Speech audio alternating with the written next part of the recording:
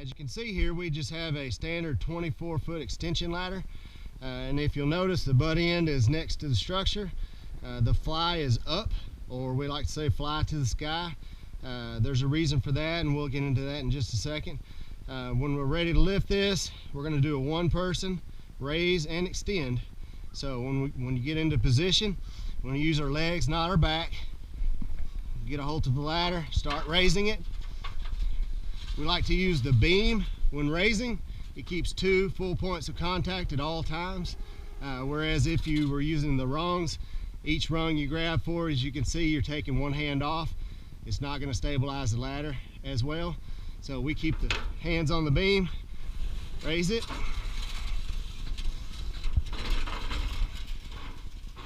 Ease it against the structure. And if you'll notice here, we don't have much of an overhang. So we won't need to pull the butt out very far. We only want to pull it out far enough to clear the overhang, which at eave, a structure like that's gonna, we'll need to pull the butt out a little further, but on this one we don't need a lot of clearance. So we're gonna ease it out. Ladder is stable. Before we extend this, and you can see that the fly is in, this does a few things for us. It gives us direct access to the halyard without having to reach behind. Old technique that we used where we reached behind it actually destabilized the ladder because it's pulling it away from us. So we want to pull the ladder out, good comfortable position. You may put one foot or your lower leg against the bottom of the ladder and use your body, as you can see here, to stabilize the ladder coming towards you. So we want to put our body in front of it, grab the halyard thumbs down, get a good grip on it, and start extending. As you can see, as I pull, it's pulling the ladder against me, so that's stabilizing it. I want to keep it good and level going up, so we want to extend it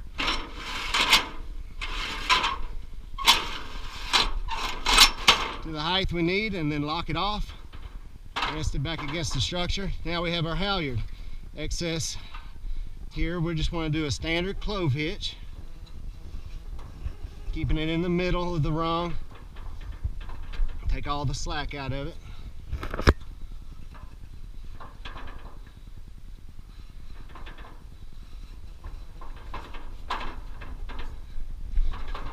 Once we have our clove hitch secured, we want to roll it into place. Good wide base, keep a hold of the ladder and stable at all times.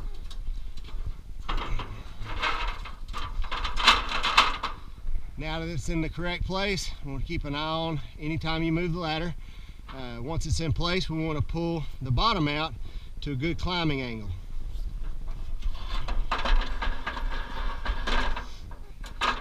Once we've got it pulled out, we want to test it, put our toes at the bottom of the ladder, reach straight out, and if it's a good arm length away, it's probably a good climbing angle. So we have that set. When we're going to start climbing this ladder, of course we want it heeled at all times. The person heeling, we want to heel from the front. This does a few things. Once the firefighter gets on the ladder, gets clear, we're going to place both feet at the bottom of the ladder, secure really well, and we want to look up to see what that firefighter's doing, see if we can see something that he doesn't see, and it allows us just to keep an eye on him. Anything that's falling, it'll enable us to protect ourselves. But we want to heel from the front, keep an eye on that firefighter. Alright, when we're ready to climb, we want to keep our hands on the beams, and this will allow us to have 3 points of contact at all times. If we're using the rungs, each step we take, your natural climbing instinct is to step with one arm up and a leg up, and at that point you only have 2 points. So in order to be safer, we want to put our hands on the beams and as we're climbing. So now when I step on the ladder, there's never a time when there's not 3 points of contact. As you can see here, slide up, the other foot, slide up, other foot, and 3 points of contact at all times. Now we've got that. When we're finished with our operation and we want to take the ladder back down, we just reverse all the steps. Start by putting the bottom of the ladder back towards the structure, just enough to where we can clear from the overhang.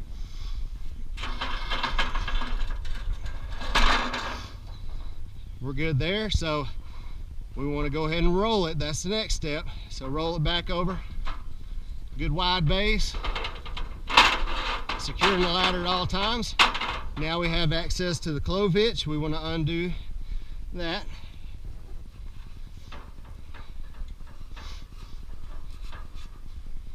Just pull the slack out of the way. Now we're ready to let it down. So we just want to pull it out just enough that we can secure, have a foot or lower leg on the back side, body on the front side. Grab the halyard, thumbs down, both hands. Disengage the lock, and then lower.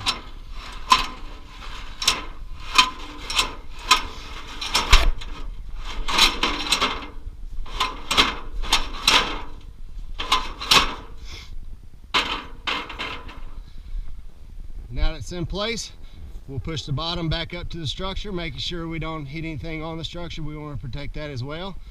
So now it's time to lower. Same way, hands on the beams to keep 2 points on this ladder. Lower slowly. Make sure that you're clear behind. Ladder coming down. No one's behind. You're clear.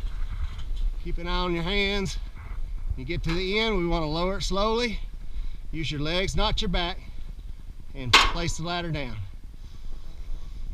And that's the one person extend and raise of a 24-foot extension ladder.